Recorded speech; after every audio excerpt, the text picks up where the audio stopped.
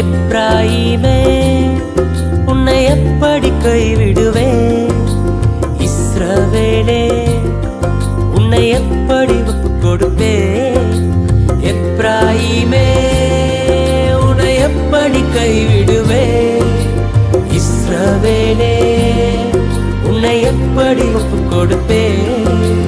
எப்ராயிமே உன்னை எப்படி கைவிடுவேன்?